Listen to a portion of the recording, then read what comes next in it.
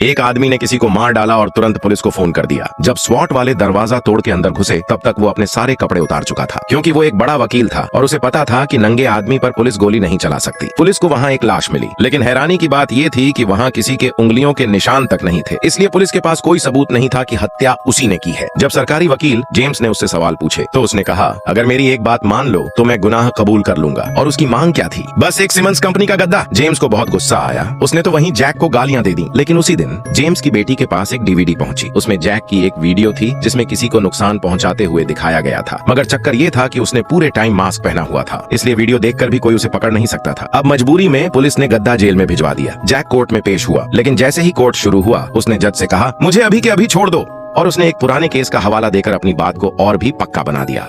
Police के पास कोई सबूत तो था नहीं। जज को मानना पड़ा और उसने जैक को छोड़ने का फैसला दे दिया। लेकिन जैक तो छोड़ने के बाद खुश नहीं हुआ, बल्कि जज की ओर उंगली करके उसे अपशब्द कहने लगा। असल में 10 साल पहले जैक की बीवी की हत्या हुई थी और उसी केस में यही जज कातिल को सबूत न होने के कारण छोड़ चुका था।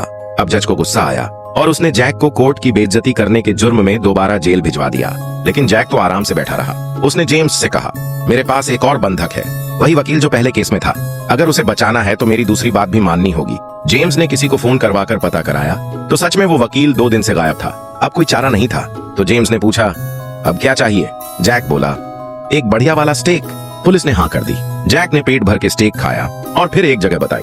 पुलिस वहां पहुंची, खुदाई की और बंधक को जिंदा निकाल लिया। जब सभी अफसर उस ऑपरेशन में लगे थे, जैक ने अपने जेल वाले साथी को खाना ऑफर किया, लेकिन उसने एक नुकीली चीज चुपके से हाथ में छुपा रखी थी। जैसे ही साथी का ध्यान भटका, जैक ने उसे घायल कर दिया। अब जेल में ऐसी हरकत करने के बाद उसे तुरंत अकेले वाले कमरे में बंद कर दिया गया। लेकिन किसी को नहीं पता था कि जैक की बदले की यह सबसे जरूरी चाल थी।